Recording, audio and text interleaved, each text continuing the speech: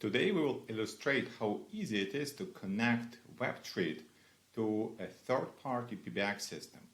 In our case, we're going to be using FreePBX, which is a popular PBX. It's based on Asterisk with some additional UI and other components added on top of it. So we have a FreePBX instance running, and we have three extensions, 100, 101, and 103 configured. And our goal is to allow John, Mary, and Peter to use WebTrit mobile dialer to make calls or receive calls through their FreePBX because they are not ready yet to change that infrastructure. How do we do this? The idea is that users will be using WebTrit application, which will be connected to WebTrit backend.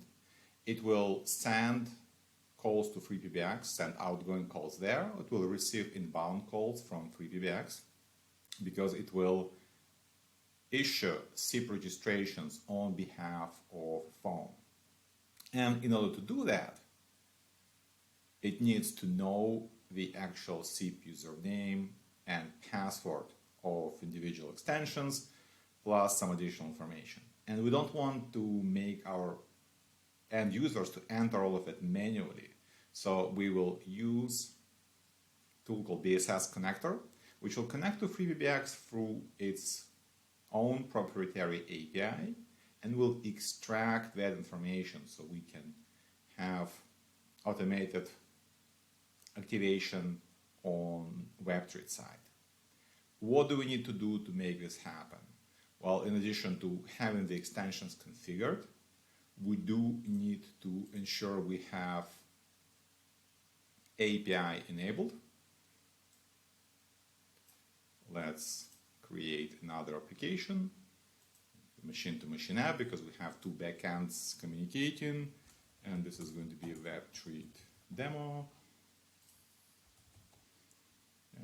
If we leave allowed scopes as empty, it's going to allow us everything, but it's sufficient for our purposes. Probably in your real production deployment, you may want to be a bit more thorough there.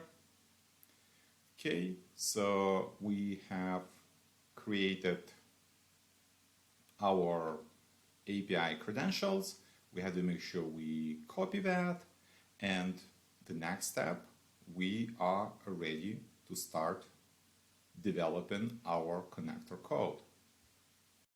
Before we start coding, let's say a few words about FreePBX API. So it's GraphQL, so it's not actually REST API, a bit different, but still send our HTTP requests. And we have a method which will allow us, for instance, to fetch all the details of a particular extension, or when we can just get all of the extensions which are available in PBX. And we can test it from using Postman. So, to do this, well, first we would have to send a request to this URL, which is with our credentials. And let's do this now. We'll obtain a token, which we can now use for sending our requests. And so here we have, this is the request we're going to send to the server. And this is the result down below here. So as you can see, we got all of our extensions. So this is exactly what we need.